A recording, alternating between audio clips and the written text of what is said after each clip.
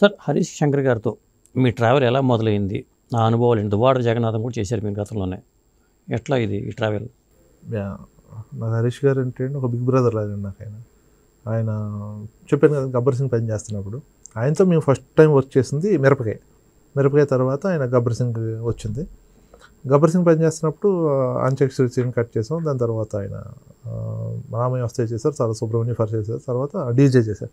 డీజేకి ఆయన అన్న మాట ప్రకారమే నన్ను ఎయిటర్గా పెట్టుకున్నారు.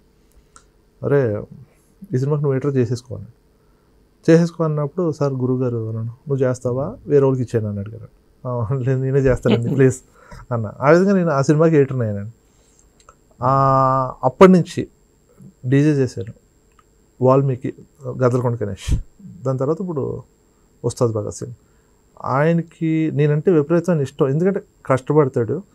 గౌతమ్ రాజు గారు అన్న విపరీతమైన అభిమానం అండి, గౌరవం. ఎందుకంటే ఆయన style of cuttings Harish Shankar గారికి ఎలా కావాలో అది గౌతమ్ రాజు గారికి బాగా తెలుసు. ఆయన దగ్గర నేను ఉన్నాను కాబట్టి, ఆయన దగ్గర నుంచి ఆ వర్క్ నేను ఆ స్కిల్స్ నేను నేర్చుకున్నాను కాబట్టి, ఆయన కావాల్సిన స్టైల్ ఆఫ్ కట్టింగ్స్ నా దగ్గర ఉంటాయి కాబట్టి నన్ను ఆయన ఎంకరేజ్ చేసుకుంటూ తీసుకొస్తున్నారండి.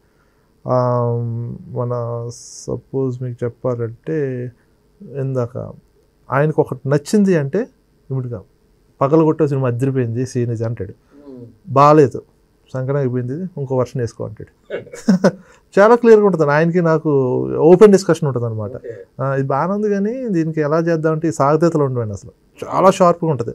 అదిరిపోయింది సంకనాకింది అంతే అంతే. చాలా చాలా షార్ప్ జడ్జిమెంట్ అండి అయింది. ఆయన అనుకున్నది వచ్చేసిందా అయిపోయింది ఫిక్స్, నసు కూడా ఉండదు.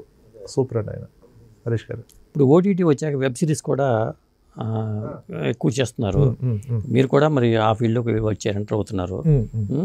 అంటే దానికి దీనికి ఏంటి వేరియేషన్ ఎడిటింగ్ పరంగా? కానీ ఎడిటింగ్ ఏదైనా ఒకటేనండి, మీకు చెప్పాను కదా, నేటివిటీలు ఉండవు ఎడిటింగ్కి.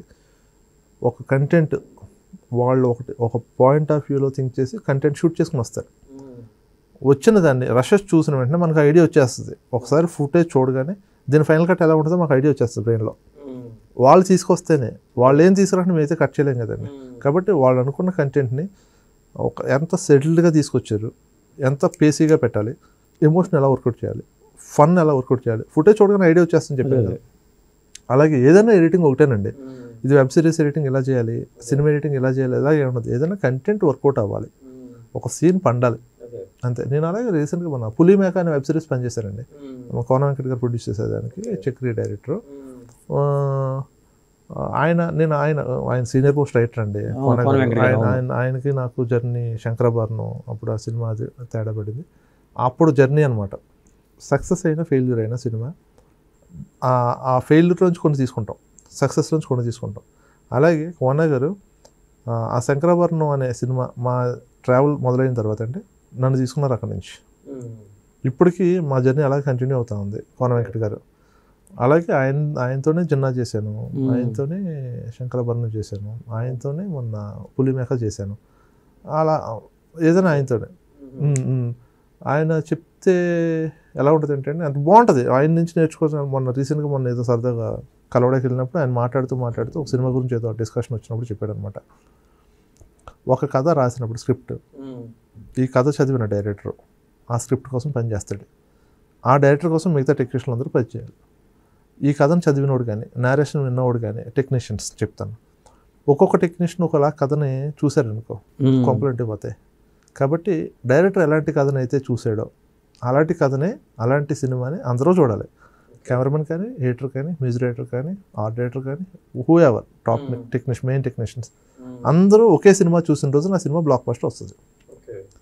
ఎప్పుడైతే డైరెక్టర్ ఒక రకమైన సినిమా చూసి మిగతా వాళ్ళందరూ ఒక్కొక్క రకమైన సినిమా చూసారో 5 రకాల సినిమాలు వెళ్తాయి మైండ్లోంచి, ఏది కూడా ఒక సింగిల్ ఫ్లోలో ఉండదు. యా, అలాంటివన్నీ ఎవరు చెప్తారండి? విపరీతమైన ఎక్స్పీరియన్స్ ఉన్నవాళ్ళు చెప్తారు. అది నా కోన గారు. అందుకనే డైరెక్టర్ కెప్టెన్ అంటారు. ఆబ్వియస్గా డైరెక్టర్ ఎప్పుడు కెప్టెన్, డైరెక్టర్ కెప్టెన్ అంతే. అదే, కానీ కెప్టెన్ అవ్వడానికి మీరు ఇష్టపడతారా? ఆ కెప్టెన్ అవ్వే క్వాలిటీస్ రావాలండి.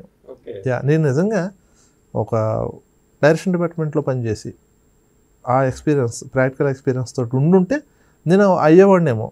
అప్పుడు ఆ కెప్టెన్ అవ్వాలని ఇంట్రెస్ట్ నాకు పుట్టేదేమో.